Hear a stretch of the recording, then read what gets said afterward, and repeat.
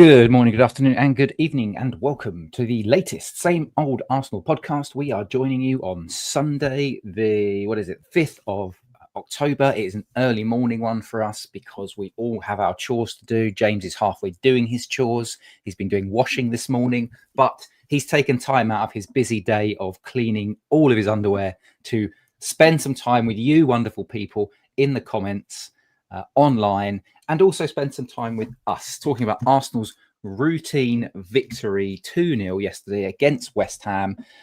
Feeling very good about that. We're going to get into the nuts and bolts of that. But James, what percentage of your washing are you actually through right now? This is the important things that we need to get through and discuss and debate on the Same Old Arsenal podcast.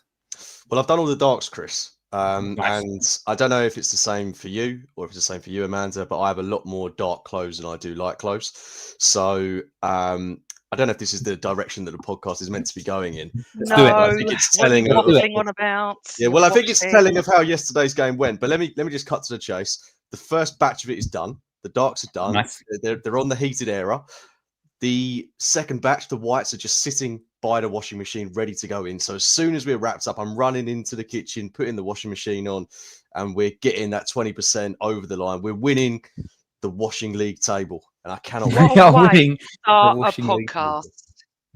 Honestly, Honestly, everyone loves a little bit of waffle. Everyone loves a little bit of banter, Amanda. Of course, James didn't get the memo of wearing black. You and I did. No. James obviously doesn't pay Black. attention. No, Chris, this is my light. So there's an orange tungsten-y light coming down on me. Don't start him This off is on black. colours. Fine. Have a washing. Fine. We're all in black. We're not in mourning though. Maybe we should be mourning for Liverpool's season, which, according to Jamie Redknapp, is in a mini crisis now. Now, we're not going to talk about Liverpool. Maybe we will. But Amanda, how are you doing? You good? I'm good. Last month, everyone thought the league was over. This month, we're winning it.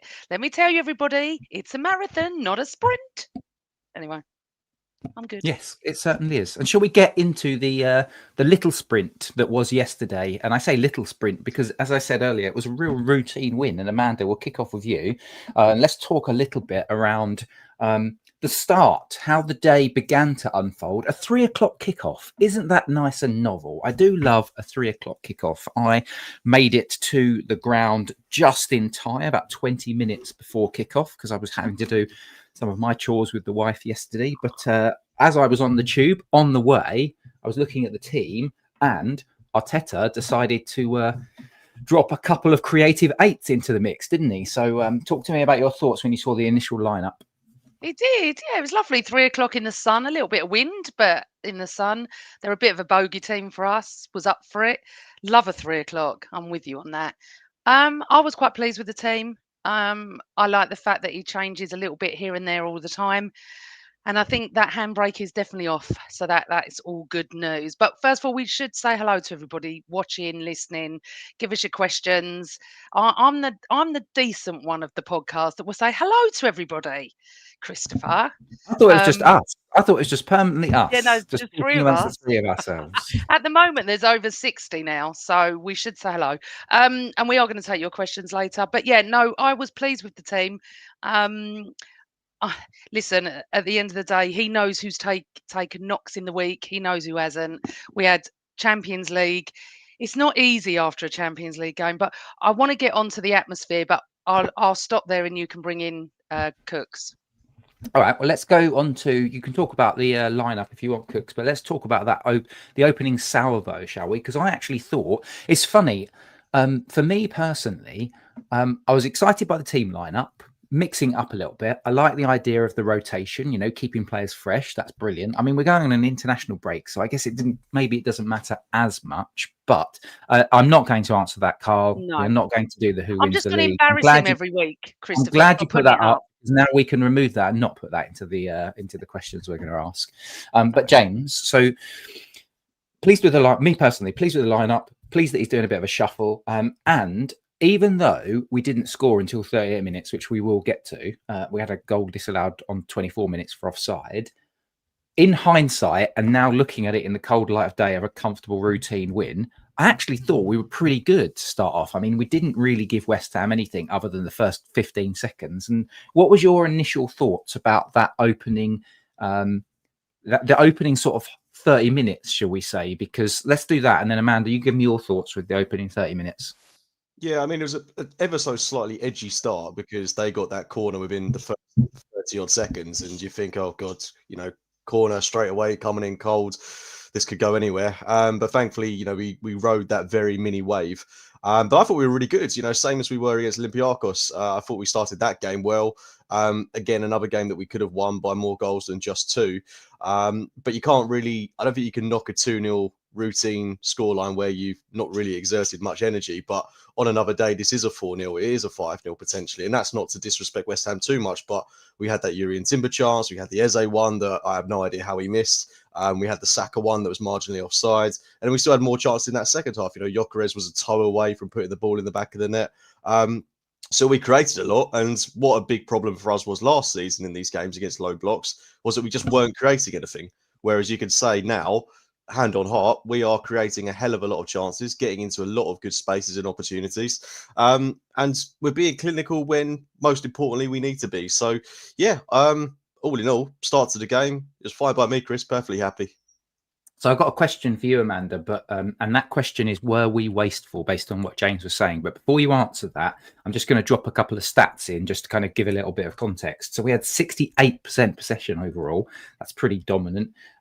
We won 102 duels to West Ham's 102 duels. We had, I think it was like 20, something ridiculous, like, 21 shots to their 4.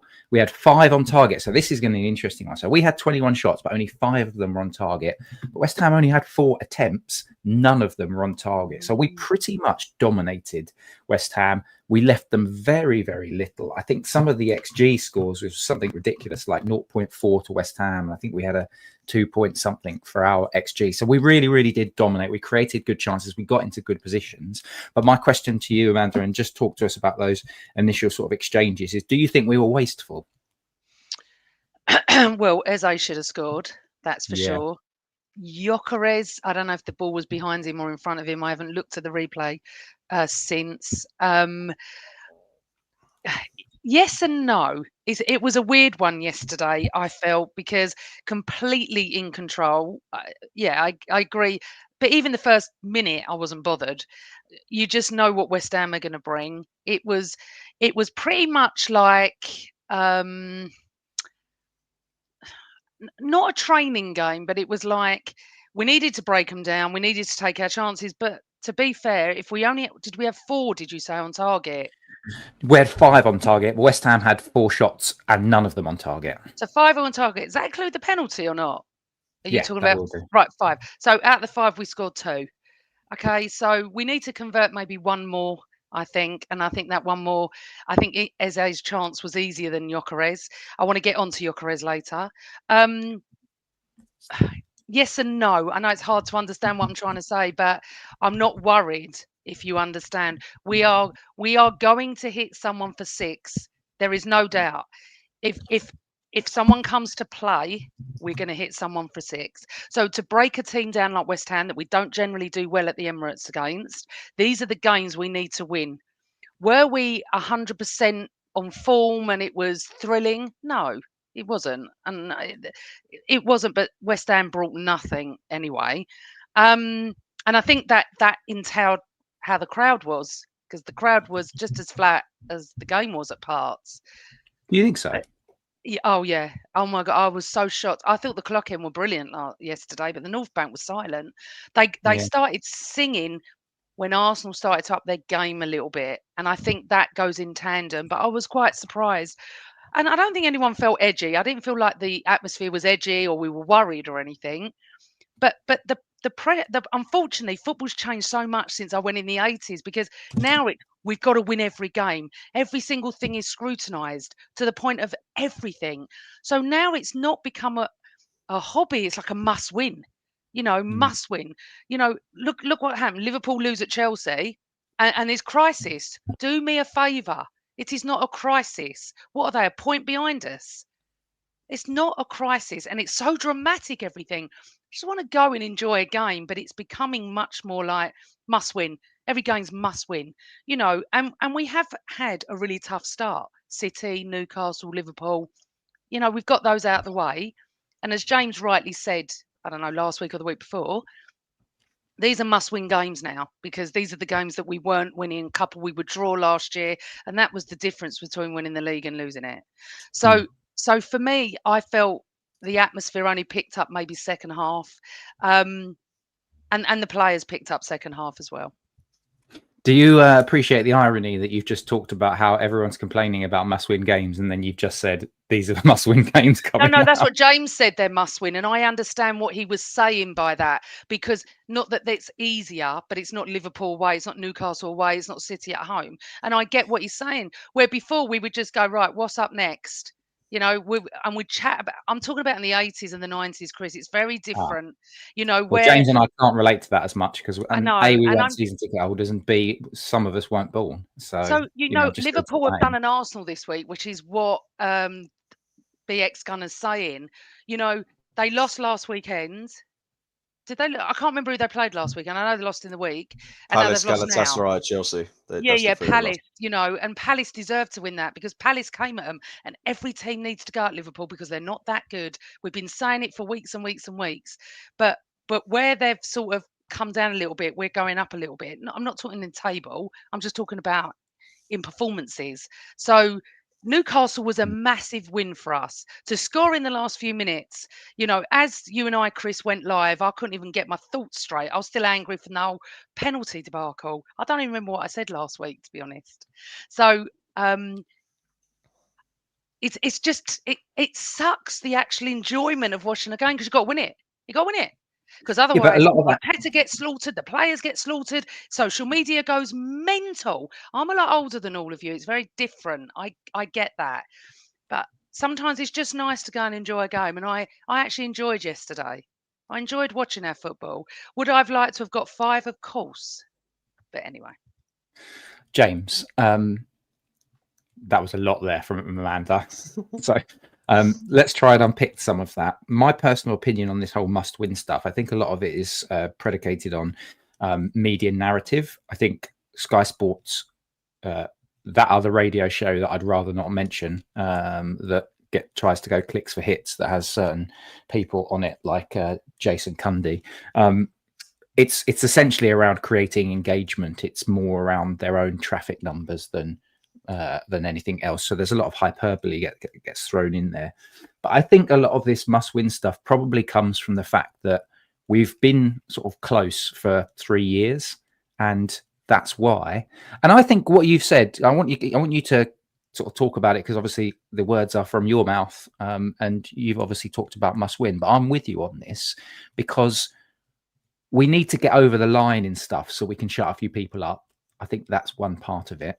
But I also think that we've done the whole, 3 seasons ago when it was all a novelty and we thought we would just, top 4 is fine, and we challenged for the title until very late into sort of March, April time.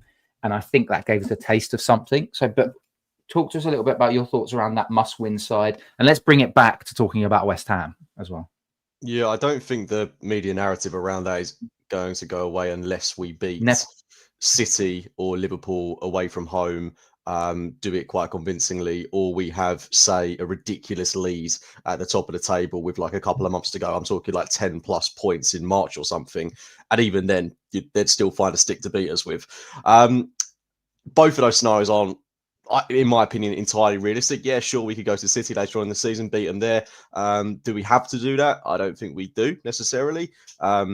If you look back at the 2 teams that have won the Premier League recently, Liverpool didn't beat us home or away when they won the league. City didn't beat us home or away when you win the league. I don't think those are the must-win games. The must-win games are the likes of West Ham at home, Fulham away, Crystal Palace at home, albeit still a very tough game. Like, they're on a 19, at the time of recording this, 19-game unbeaten run.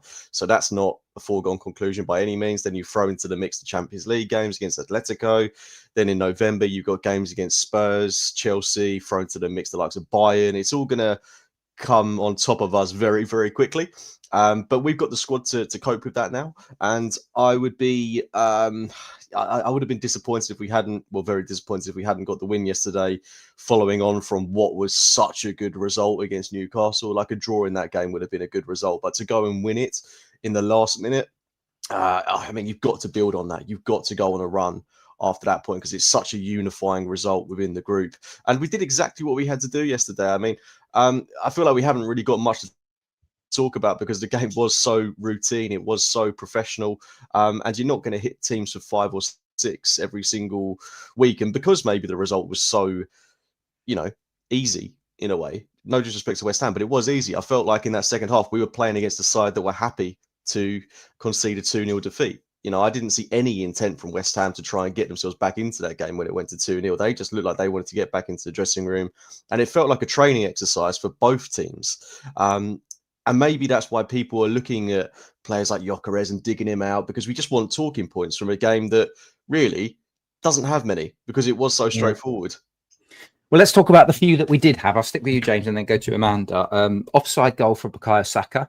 I thought one of the things I want to talk about is Declan Rice, because I thought Declan Rice was really, really good yesterday. So let's do the offside goal, but then we'll lead into the goal that we actually got given in the end, because I thought it was really, really interesting. And I think melded into this, we should talk about Ødegaard as well and his injury, because Declan Rice started in at the 6. And you could, Match of the Day were talking about it last night. When you're there and you're able to watch players rather than just see whatever the television sees, you can actually see it unfold. And I thought Declan Rice's performance, I think he was the man of the match personally. He did get a goal, yes, but it was the way in which he was able to switch the role that he got, James, that I thought was really, really interesting, because he started off at that base, just recycling. I thought Ødegaard's role was interesting as well, because even though we had 2 creative 8s, if you like, in Eze and Ødegaard was dropping deep to collect the ball and being that kind of quarterback, and Eze was staying further up. So they weren't playing side by side.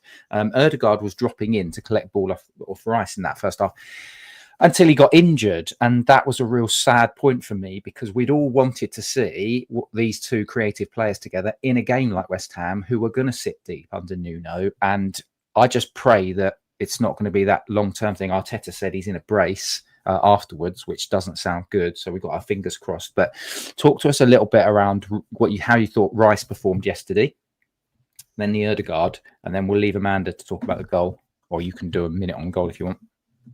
Yeah, when I saw that lineup, I think I just started subconsciously walking to the ground that little bit quicker, because I was so excited just to see, Rice kind of playing traditional defensive midfielder and just letting the attack be as expressive as possible. And we never really truly got to see it work out, because Ødegaard got quite injured early on. And I mean, we know he stayed on for about 15 more minutes. He initially went down, then he kicked the ball out, came back on twice, then he eventually went off, because you could see he just wanted to play through it. And it's the 3rd home game in the league in a row that he's now been subbed in the first half. So frustrating for him. But thankfully, I've seen a few reports today that it's something that, should be 2 weeks at the most. Fingers crossed that seems to be the case. But he, again, looked excellent for the 20-odd minutes that he was in full flow. Picking up from that game against Olympiacos, I thought it was really good. He played in Jurriën Timber for a really good chance. He set the pace of play, was moving the ball quickly at every opportunity. I still think, even though it's been a frustrating start to the season for him, he is still going to come really, really good. And I actually thought the introduction of Zubimendi made Rice even better. He was good at the start of this game, and he's been good at the start of this season. If you look back to last year, I don't think he really hit full stride until maybe November, December time, whereas now he's started the season like a house on fire, I think. And Zubimendi is a big reason for that. I think he came on similarly to Ødegaard. He moves the ball really, really quickly, and he was transformative in the way we played. He is such a good central midfielder. I'm reluctant to kind of call him a 6, because for me, he's not really a deep lying defensive player, because he's everywhere. He's kind of the best version of someone like Aaron Ramsey and Declan Rice, for example, blended into one. He can tackle, he can pass, he can go forward. He's got that eye of the needle vision. He's just an all-round, such a complete central midfielder. And he needed a break going into this game, because we've absolutely flogged the guy. But him coming on just was a reminder of his quality, how good he was. And as good as Declan Rice was, a big part of that for me was Zubimendi's introduction. Yeah, I'm just showing on screen very, very quickly. That's the pass map of Zubimendi, just to underline your point, James, that Zubimendi was everywhere. Declan Rice's pass match, very, very similar as well. Amanda, do you want to talk a little bit around? You can talk about the Ødegaard injury if you want to, but I want to focus on the goal as well, because really, really good positioning from Declan Rice, I thought, like arriving in the box on and around the penalty spot. And then also, can we have a minute or two talking about Declan Rice's celebration, in which he did a couple of look backs to the West Ham fans, which I thought chef's kiss, because they were giving him some ribbing, and I don't really understand why. That. Yeah, I don't understand why, because right, they got a lot of money for him. He was captain. He's won them a trophy.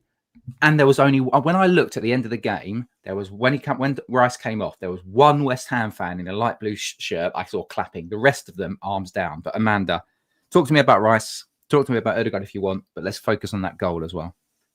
So my man of the match was Jurrien Timber. Just because you said that it was Rice, and I agree with what John said. For me, Timber, but Rice was definitely a close second. The abuse he was getting is general, but you have to understand, I know a lot of West Ham fans, generally my age, who wish him well. So it might be the younger ones, I don't know, they think they would never boo him, they said, ever. They think, he did fantastic for West Ham. He still loves West Ham. He purposely went to celebrate over the other side and looked back a few times, which they deserved, because they were giving him grief on the corners and stuff like that. Ødegaard's gutted when he went down the first time, but played on a couple of times. I thought he was all right, actually. I thought he run off whatever it was, but then when he kicked the ball out, sat on the floor, went off. Honestly, every match. And then when Declan Rice goes down, it's ridiculous. Just Amanda, 2 seconds. Do you think we left it too long to take Ødegaard off? Because he went down, didn't he? And then he kicked the ball off and went down, and he still played on after that. Do you think that some of that is on the club, or do you? Where do you? I don't want to say lay the blame, but attribute it to. No, I don't know, if I'm honest. I don't know if he turned around and said, "I'm going to run it off. I'm fine." You know what players are like. It's not a concussion, is it, that they have to make the other decision? But I just feel that we need to rest him. He keeps getting injured. I know it's a total different injury to the shoulder. I know it's a knee thing. I've not seen any reports this morning, so it's good to hear, Cooks, that it is only a couple of weeks, because that was worrying me. Because he was absolutely on fire this week, wasn't he? When he came back, and it was so heartbreaking to see. But it's becoming our norm, where a player just gets injured every match. I've honestly never seen anything like this. Declan Rice, but that's what we want from him, isn't it? That's what we want. We want him in the box. He can score goals. We can see that. And obviously the changeover came when Zubimendi came on, pushed a little bit more further forward. Lovely goal, Chris. Lovely. I mean, that's what it's all about. We want them shared. That's for sure. These goals coming from everywhere. Absolutely all the team. Yeah, 100%. And going back to the injury, I mean, I too am frustrated with the injury situation, but this time last season I was already calling this the cursed season. You might have you might remember, like I was almost referencing on a weekly basis. I think it just doesn't feel like that at the moment, because I joked about it as I was on my way home on social media. I said, this is why Arteta stockpiled James. This is why we stockpiled in the summer. It does feel like we're being overly punished. And it's not, people keep saying, oh, I've heard things say, oh, he overtrains them and stuff like that. I think Arteta's press conference was really, really interesting and instructive on what they look at, because he was going into such detail in the press conference. I think it was the embargoed part of the press conference on Friday, where they look at everything. And I just think we've been really unlucky. But hey, we'll get players back soon, and we're going to have a very, very impressive. We've already got an impressive squad, but let's move on to. Actually, do you want to talk about the injury situation, or do you want to move on? Yeah, I'll just keep it really, really brief. But the one thing I would say is it's not just us that are dealing with this. This seems to be a result of there being such intense games at volume now, not just in the Premier League, but in just world football. Look at that Chelsea lineup they started with yesterday, and look at the amount of players that came off. They ended with a back four of something like I can't even remember who was playing at right back. It might have been Malo Gusto. I'm not sure if they took him off, but it ended up with a centre back pairing of Reece James and Hatto. Essentially two fullbacks playing at centre half for them. They've lost a load of players to injury. Loads of teams are losing players to injuries this season. So it's not just us, thankfully, we've got the squad now to deal with it. I do feel like we're super unfortunate, particularly with someone like Ødegaard. I mean, as I said before, getting subs in the first half, 3 home games in a row, that just doesn't happen, 9 times out of 10. And I do think it is whatever way you look at it, these significant injuries are a big hindrance, because Madueke, you lose him for 2 months. Everyone was scared it was going to be an ACL. Okay, we can take it. 2 months, it's not that bad. But suddenly we're now having to play Saka again an awful lot. And Madueke was playing so well. You can't help but think him rotated with Saka. It's another useful asset. And if you bring a Madueke on in the game like yesterday, maybe we are talking about a 4 or 5-0 win, because he could add that something different in the last 15, 20 minutes of the game. But then you look at, I mean, the big one for me, like the big loss this season is Kai Havertz, because people are digging out Gyökeres now. I saw a lot of comments about him on social media yesterday. I'm not sure if we're going to talk about him, but I think he got pelters yesterday. I'm going to save the Gyökeres chat for later, but Havertz being out is huge. And I think we've done really well to be where we are without him, because he has been so integral to the way we've played over the past couple of years. I just hope it's, we're now looking at another 8 weeks maybe until he's back. Hopefully it's a little bit quicker. But when he comes back, he's going to be massive for us, and I personally can't wait for it. But we've done really well to get through these injuries. Okay, we've spent money to do it, but you can't blame the club for putting us in that situation, because we need to be prepared. Imagine if we hadn't gone out in the summer and bought all these players, we would be in a dire situation. Well, I want to talk about Amanda. I'll start with you, but then go back to Jane. Actually, Jane, no, Amanda, we'll go with you first, because let's talk about Gyökeres, given that we're segueing into it. I actually think he had a really good game yesterday. I thought he ran the channels. I think Mavropanos was very physical with him. I think he was very unlucky not to get on the end of the Rice ball across. We tried that a couple of times, actually, yesterday. There was a ball into Trossard, and he immediately looked for that sort of floated one into the channel, and it was Rice running onto it. I think that happened 2 or 3 times. So you can clearly tell that they'd identified that this is a space for us to get in behind their fullback, whether it was Walker-Peters or I can't remember whoever it was before that. It was Wan-Bissaka, wasn't it? So there was clearly that they knew that there was space in behind. Gyökeres, he's just coming up against physical centre halves, and there's a couple of times where he was a bit manhandled, but he just gets on with it. And to be honest with you, one of the lads next to me in the ground said, "I don't actually care. Like, obviously, we want him to score goals for his own mental sanity. He'll want to score goals, but if he keeps performing like that against these kind of, no disrespect to West Ham, but lesser clubs or smaller clubs, he's doing his job, right?" He is, and it's really interesting because someone I'm quite friendly with, I'm arguing about Gyökeres with, and before we went live, this is the message I got. I have no doubt that he's a handful for defenders to play against. He's strong and puts himself about. The problem with what I see is that he can't finish. He has a lot of good chances, and he either misses the target or defenders get back and stop him. The only goal he can take any credit for is the Leeds one. I just think we've fallen into the trap of buying a forward who's done well in a poor league. Hope I'm wrong, but I don't see anything that makes me see potential. I argue non-stop with this person regularly about this. I mean, they're wrong, so we can explain. And I know, why they're wrong, and it's opinions, and he can't be wrong because it's opinions, and I get that. However, just give people time. He draws out centre backs, he draws out defenders for our other. I mean, and I think the Kai Havertz thing does play a point, doesn't it? He's the pressure's all on him. He's got to produce now, or people are not happy. I disagree with him. I argue about it all the time.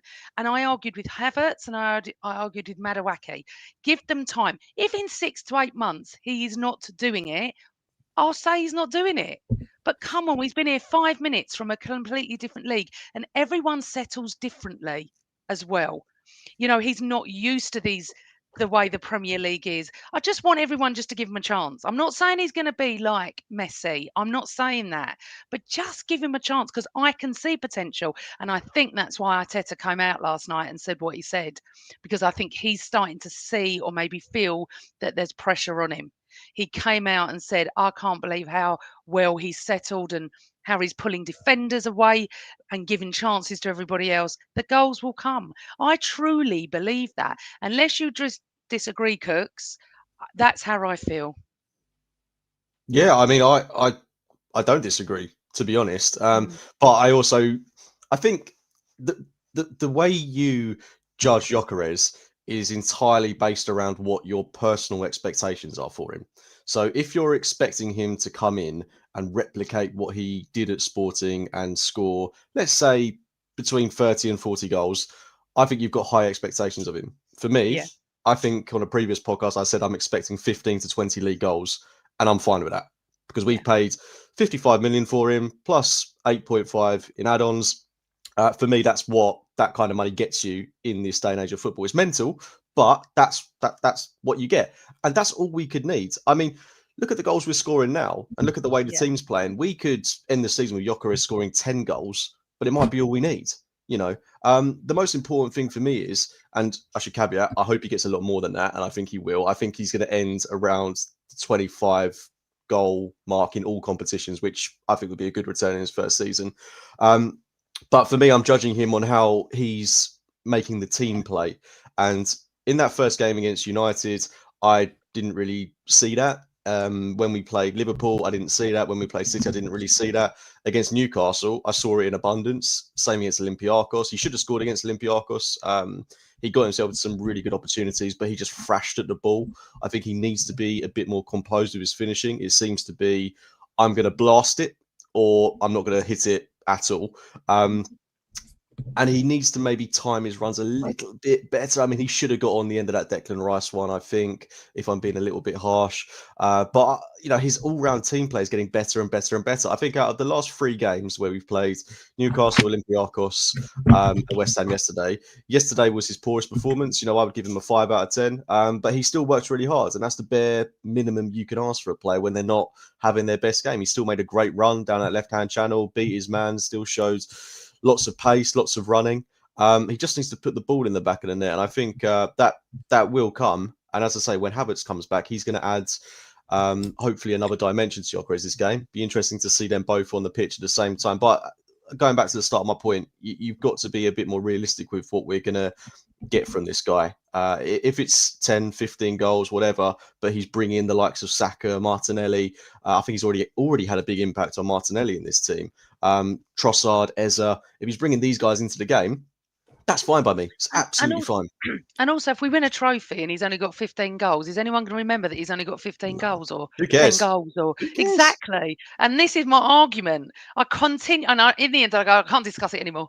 I just go, I can't, because there's nothing to discuss. We have to wait and see. I think people are fixated on this idea of having a striker that is going to guarantee you 25 goals. But that doesn't really, I mean, apart from Erling Haaland, who really does that now? If you even look back to that prime Liverpool team from not too long ago, where they had the front three of Mane, Salah, and Firmino. Firmino got what, like 15 goals? Yeah. You know, up top, but he was integral to the way they played. It was Salah and Mane that got the goals. But if we, you know, adopt a similar philosophy, and it's either Havertz or Gyökeres up top, and let's say they average 15 goals a season, if they both got 15 goals a season, that's 30 goals right there. But then let's say Saka gets 20, Martinelli gets 10, Trossard gets 10, Eze gets 10 as well. You know, we've got goals from all over the pitch. And then if Ødegaard can start contributing, Zubimendi's already contributing, Declan Rice contributes, they come from everywhere. We don't need to be dependent. We all want it. We all want a Thierry Henry. We all want an Alexander Isak, but you don't need it, I think, to be a successful team. I think that's what you just said there. It's a point I was just going to bring up, actually. I wonder if part of it is because who do we see as our rivals at the moment? Manchester City and Liverpool, right? Manchester City have got Erling Haaland, who is a freak of nature, robotic goal-scoring machine.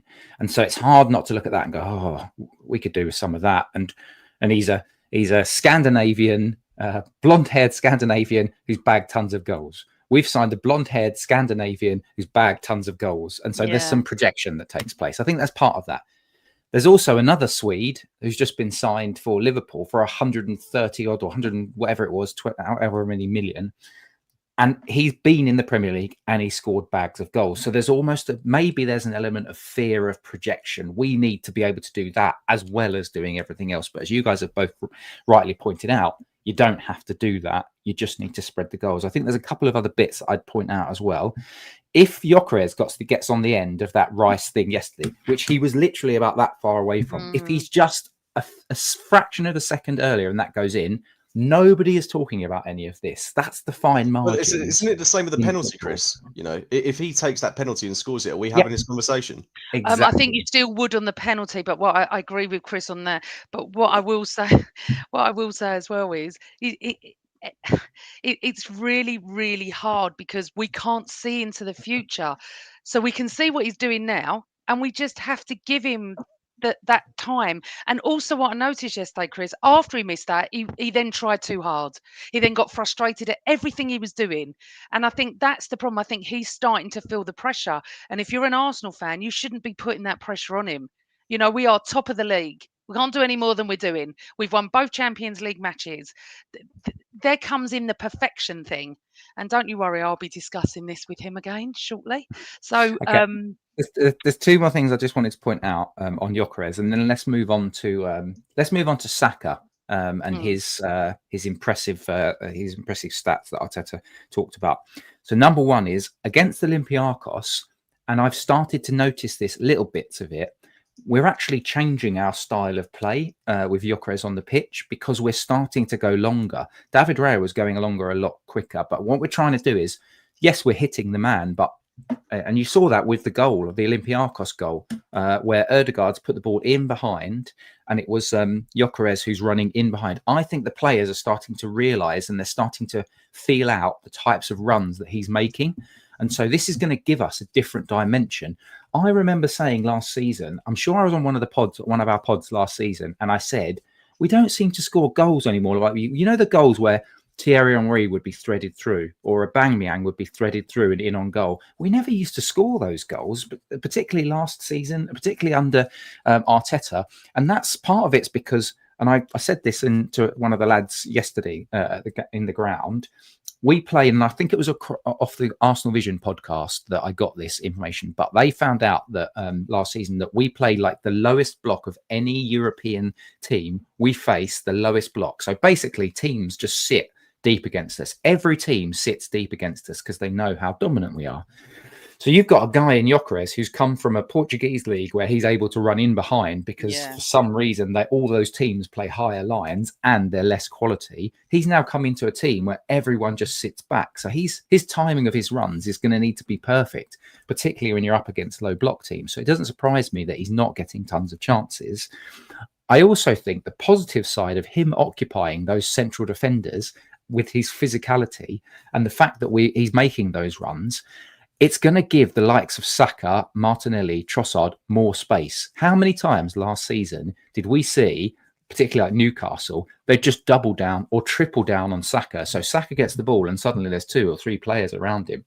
If you've got somebody centrally who is occupying the thoughts and minds of those centrally positioned players, either defenders or the deep-lying midfielders, maybe they don't go across to cover Saka as much. Or if they do, maybe it does give create space for Gyökeres. So for me personally, not worried. I think he gives us a different dimension of play. I think all of us are pretty much on the same wavelength. Hey, you get 15 goals, mate. Absolutely fine by me. Let's talk about Saka because he scored yesterday, got the penalty. I thought it might be Gyökeres who would take the penalty just to kind of get his numbers up. But after obviously hearing about the 100-goal involvements in however many games that he's played, I think it's 200 games or something like that, we've got ourselves a special talent. We all know we've got a special talent, but I wrote in my blog today, I don't think I talk enough about how special Bukayo Saka is. So this segment of the podcast is the wax lyrical about Bukayo Saka segment. And James, you get the first go at that. Yeah, I mean, it's just about keeping him fit now, isn't it? He is such an integral part of this team. He's been so important to the evolution of this side, really, because he's one of those guys that has, come through the ranks. He was part of that team where we still had the likes of Kolasinac, Mustafi, Socrates, and all these guys that we knew weren't good enough. But there was that little gem, Bukayo Saka, chipping away, and he's just come through and is now arguably our best and most important player. And I was buzzing for him to get that penalty. As much as I wanted Gyökeres to get a goal for his confidence, Saka has earned the right to take that penalty. And I'm always a little bit cautious about him taking penalties because he has missed a few. He takes that kind of stuttered run up. And against West Ham. Yeah, exactly. Yeah. But he finished that so emphatically. You know, it was a Gyökeres-esque penalty with how much power there was put into it. And he, totally deserved that. 100 goal contributions in 200 games. When you consider how young he still is, and also how young he was when he first came into the side, to do that, he is, he's a special player. And I was looking at our all-time Premier League appearance makers, and Ray Parler's there on 330 odd something. Saka's there on 200. I mean, he should comfortably surpass that, you would think. I'm confident he will as well, sign a new deal and be an all-time Arsenal legend. But we need to win some big titles with him, because he's too good of a player not to have a Premier League medal around his neck. I absolutely agree with you, Amanda. I'm going to give you a chance to talk about Saka. Just a quick one, and I don't know if people in the chat or if you guys can tell me. Has there been rumours from Fabrizio or something that it's essentially done? Am I imagining that? What's done? I've not seen that. Saka contract, no. Oh, I think it's a foregone inevitable. conclusion. Yeah. Okay, Amanda. Okay, Saka. Within the Arsenal community, there is not one bad word ever said about that boy. Not one. Never. I've never seen anything. All we are upset about is that he gets injured and we can't cope in our brains when he's injured. This season's been different. We've got the squad depth, so it's made a difference that we are not as devastated. He is so special. I can only add on to what Cook says. The Arsenal community, I do see him as potentially world class. But when you talk outside to other rival fans who are, decent rival fans, they don't see what we see. They see someone that dives. They see someone that goes down on every single challenge.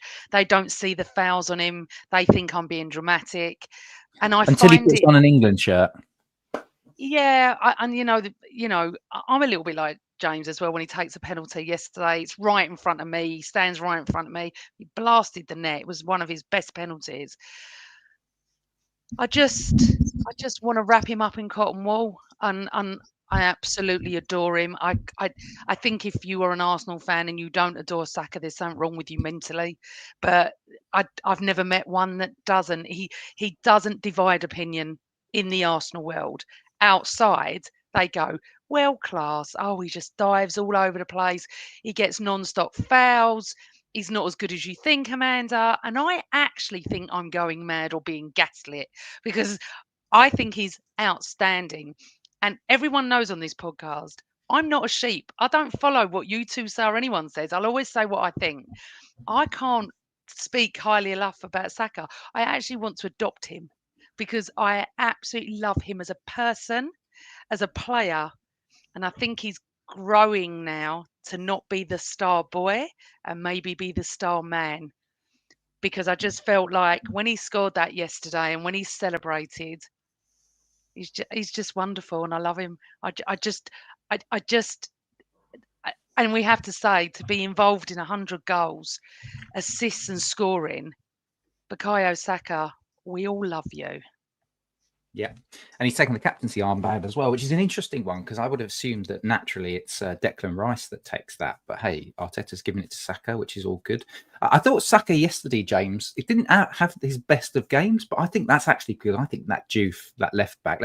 I'm going to take this one moment to praise at least a little bit of West Ham, which is because I think they just essentially set up to contain us, and that didn't work. As soon as the goal went in on 38 minutes, they didn't really have an answer. But I thought their left back Juve kept Saka quiet, and he was a decent player. Do you want to talk about that at all, or how Saka played, or should we move on? Maybe we start to talk about some questions, or maybe even look ahead to the next game that we've got. Yeah, I think let's get into some questions, Chris. I can only really add how much I love him, which is probably what I've already waxed lyrical about already. So big up Bukayo, our star man. Love it. Amanda, any questions that we want to answer? I haven't gone there yet. Let's have a look. All right. Well, I'll do some filler time. Oh, no, you got it. Okay. We're going back to Gyökeres. Should Gyökeres have taken a penalty yesterday for his confidence? No, I quite like the narrative around 100 goal involvements for Saka. I wonder if this will be a question though in future. I wonder if we'll alternate. This is I'm flipping this question so I can ask you both. Do you think, Amanda, that we will all alternate more and it will be like Saka one week, Gyökeres the next week type thing? I don't know, but I feel more comfortable with knowing who the penalty taker is. Because yesterday I was like, "Oh, Gyökeres is going to take this. Hopefully he'll score." And then it was like, "Well, no, you're wrong. Saka's going to take this." So don't know. Listen. I don't care whoever scores. Really. Sorry, my hair's gone a bit mental. That's all Um, right. I think whoever scores. James, how do you feel about how our sort of tactic of a player picks up the ball and then sort of goes to the penalty spot, stands there for a bit, and then another player comes up? Odegaard and Saka were doing that last season, but maybe Gyökeres, Saka can do that this season. How do you feel about that? And on the Gyökeres versus Saka penalty debate? Well, I think most teams probably know now that whoever is holding the ball in the first instance definitely isn't the guy that's going to be taking it. But we're in quite a good position now where we actually have quite a few strong penalty takers. Gyökeres is obviously really emphatic. Saka is very good at them. Odegaard is also very good at them. I think it's a very underrated part of his game. But then we've also got players that can just lever the ball like Declan Rice. So, yeah, I think it's a good problem to have. I reckon if that wasn't Saka's 200th appearance, an opportunity for him to get his 100th goal involvement, then he probably would have been unselfish and said to Gyökeres, look, you can take this because you probably need it more than I do at this moment in time. But because it was, Bukayo's game, it was his moment. He, like I said before, he earned every right to take that penalty. And I think game state is going to kind of dictate who takes it. Let's say we're 3-0 up and we get a penalty in the 85th minute of a game. Gyökeres hasn't scored in 5 games. You give it to him. It's a no-brainer. But if obviously, let's say it's a 95th minute penalty at home to Liverpool, and then you've got Gyökeres and Saka on the pitch, that's where it becomes a bit more interesting because that's obviously such a decisive moment in a game. So, like I say, if it was up to me, Gyökeres would be the guy on them because I just think he takes no nonsense, really strong, hard and fast penalties. And I think whatever way a goalkeeper dives, even if they get a glove to it, they're not stopping that because it's such a powerful penalty. So he would be my first choice, but that's a personal preference. If it's Bukayo, no problem. If it's Odegaard's, again, no real issues. Okay. I kind of like the way Gyökeres absolutely, like he's lethal from penalties. It's a bit like Lacazette. I mean, you guys remember I had my issues with Lacazette, but the man could take a penalty and he was quite consistent in his penalty taking. And I think Gyökeres is the same. Amanda, we've got another question you want to answer? We've got some really good questions today. John Rowe, would any of our present defenders replace Seaman, Dixon, Adams, Bold? I think he means Bold, not Wood, and Winterburn. I like Wold and Winterbourne. I think that's a really tough question. That is. I am going to have to put Gabriel in there somewhere. I'm going to have to admit I would replace Steve Bold with Gabriel. Yeah, I think that would be fair.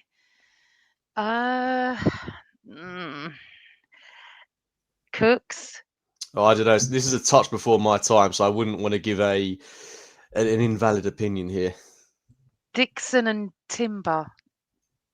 Not yet. I think if we get another couple of seasons of Timber playing as he's playing, that question becomes probably. But you've got to remember, Lee Dixon did this over the best part of like almost a decade, wasn't it? He was effectively Arsenal's centre half for longer than a decade, and he was consistent for longer than a decade. And he's a title winner.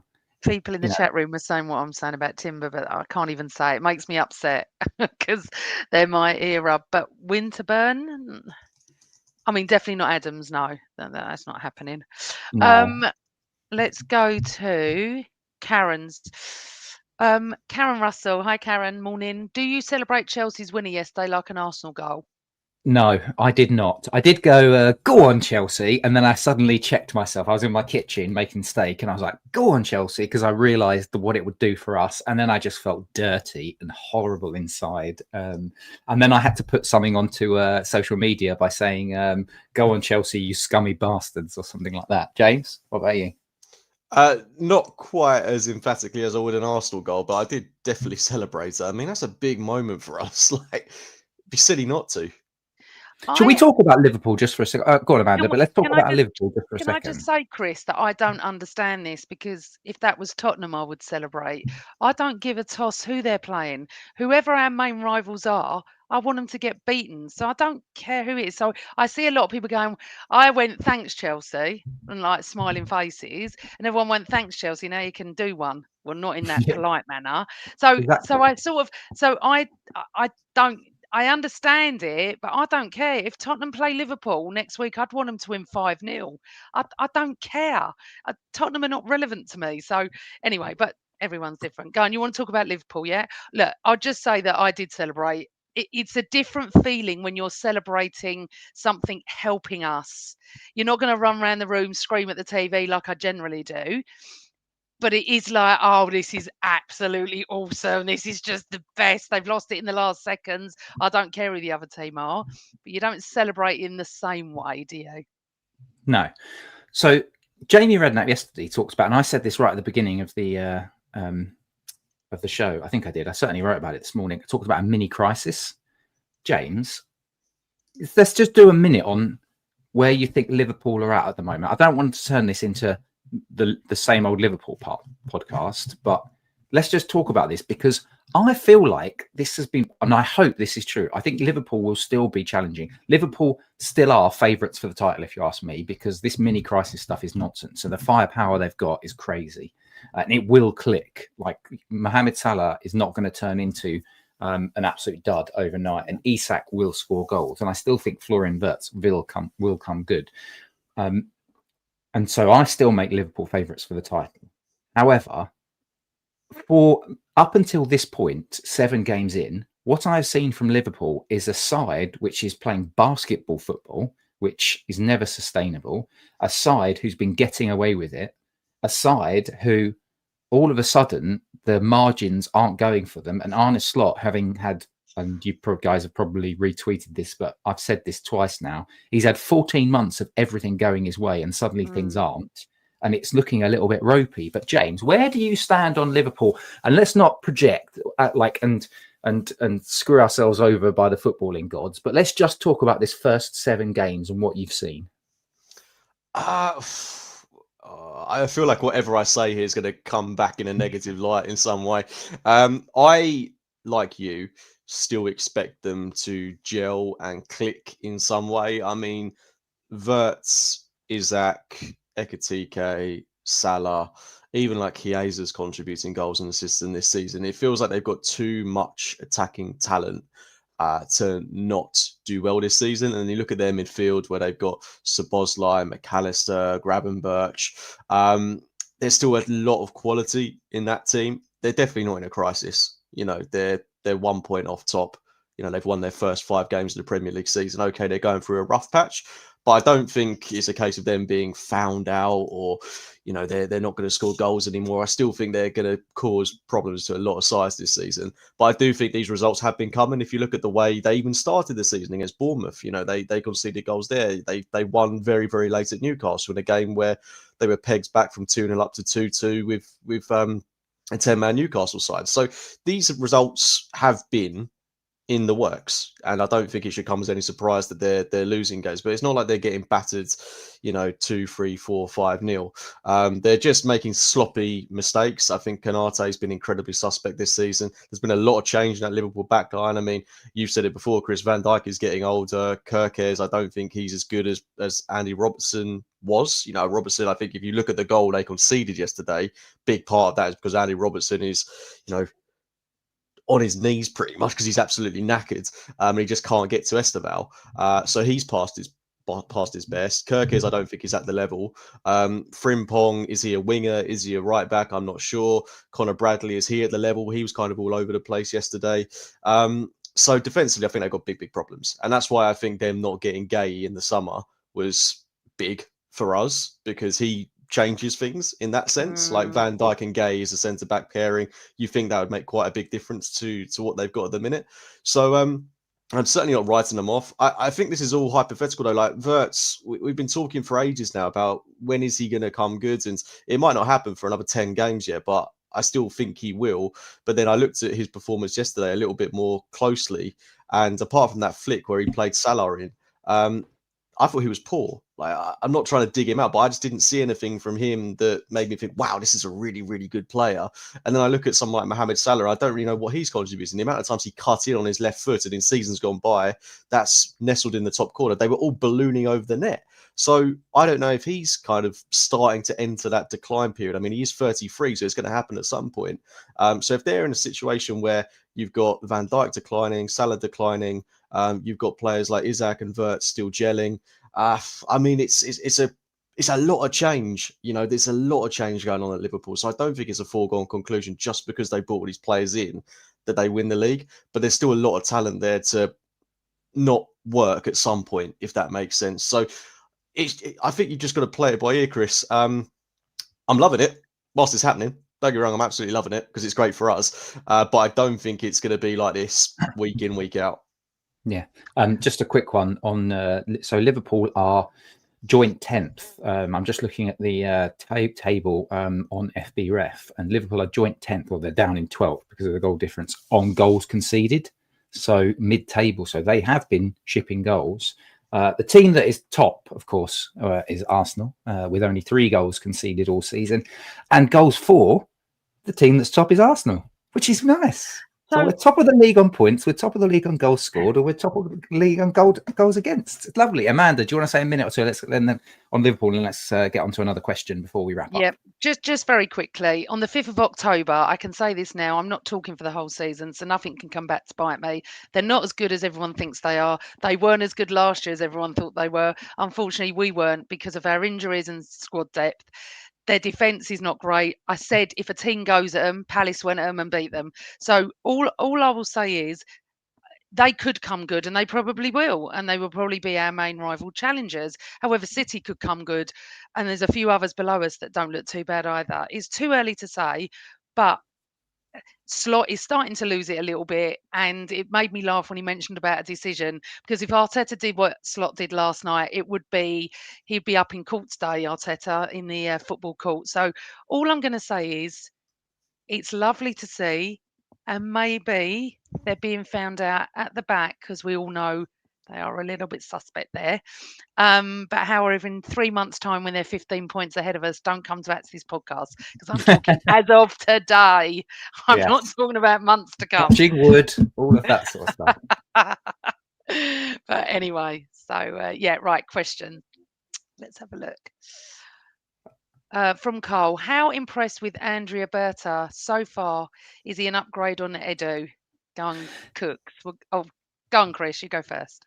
I was just going to say, because Edu's an invincible, there's a natural sort of infinity towards him. But frankly, he was sleeping. James, I want you to come in and sort of riff with me on this, because I think he was absolutely sleeping on the job last season. He was clearly, last summer, there was rumours of him exiting, and then that didn't happen until, I think it was like November time or something that we found out that Edu was going to be moving on. I think that Edu actually, that possibly cost us, because I think he was sleeping on the job last summer. I think he was possibly checking out. And as a result, Berta's come in with a new drive. He's also come in, to be fair to him, with what sounds like feels like a bit more of a blank checkbook. We were certainly not keeping our powder dry this summer. We've gone for it, and Berta's been given the license to do that. But where do you stand, James, on this? Are you with me on the whole sleeping on the job, or do you think something else? I think Edu was good for that kind of period from where we went from challenging for 4th to then challenging for the league. And, you know, you can't forget that Edu was instrumental in that summer where we did make a lot of good signings. Jurrien Timber, David Raya, Kai Havertz, Declan Rice. You know, he was part of that summer. You know, that was an Andrea Berta summer from Edu, effectively.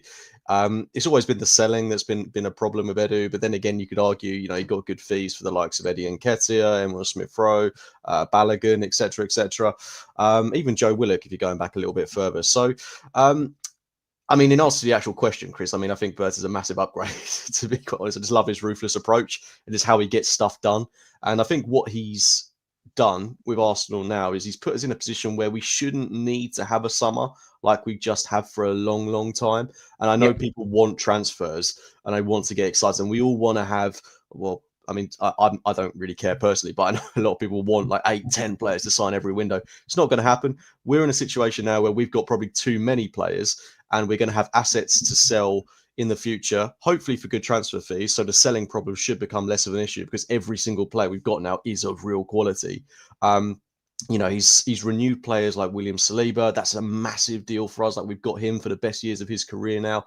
You know, he's hopefully going to do the same for Bukayo Saka. We already tied down Lewis Skelly, Wanyeri. The future of Arsenal is secure for like the next 5 years, you would say, with the players that we've got renewed, with the players we've brought in.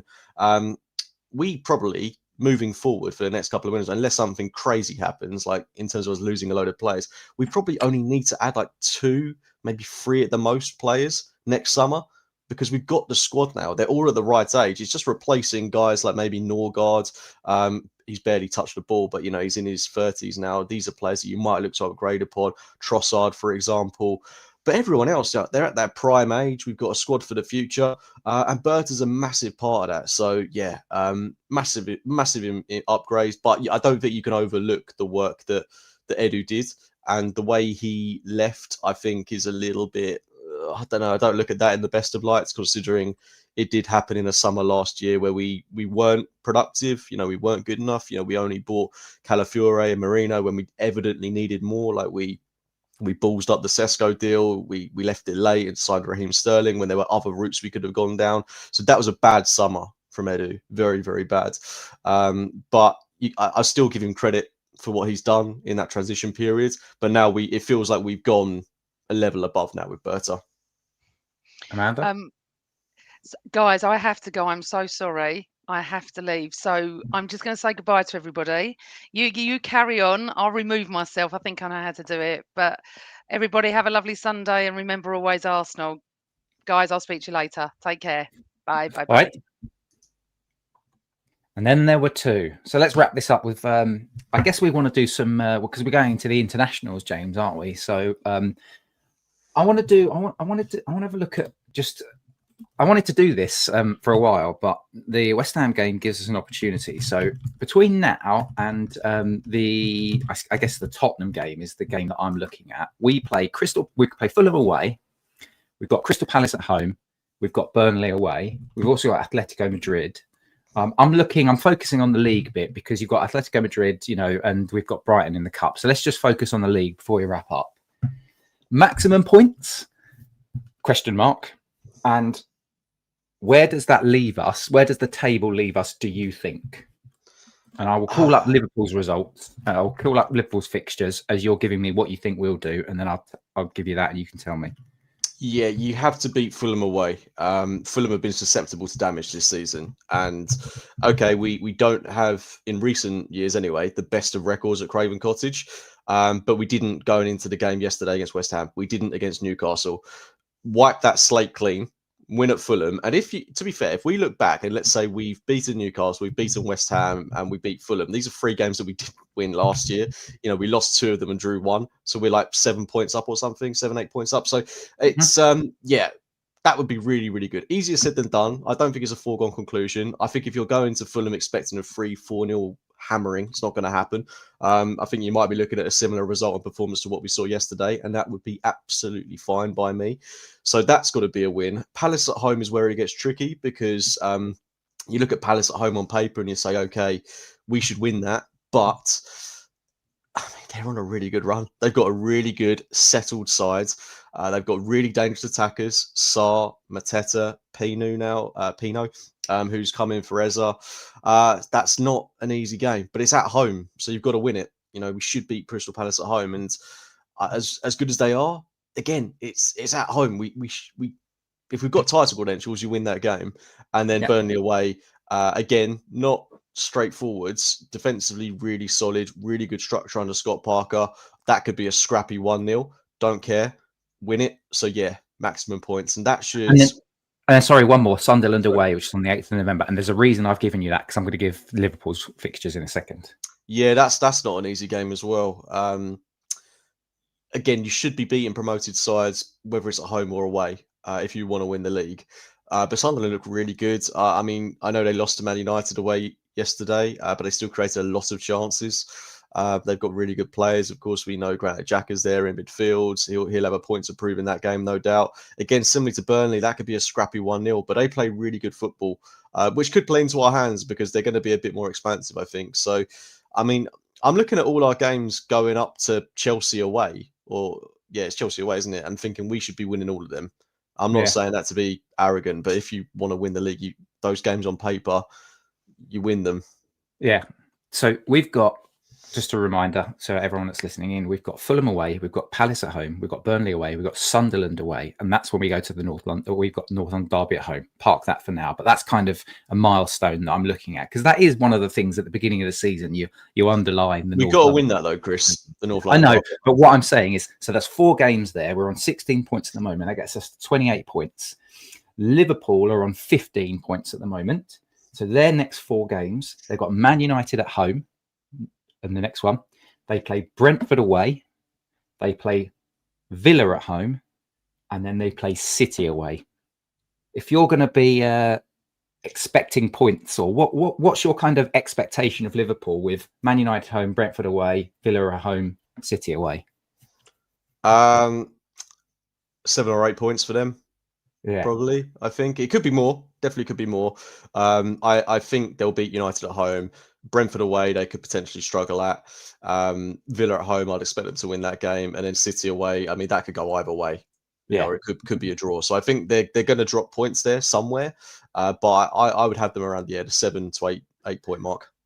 8 points would get them up to 23. We're on 28. I tell you what, we go into the North London Derby 5 points clear of them. Yes, please. Thank you very much. I'll take that all day long. And what a lovely way to wrap up the podcast, James. Well, what I would like, Chris, sorry, mate, I don't want to look too far forward, but if we could open up a 5-ish point gap by the time we play them in January.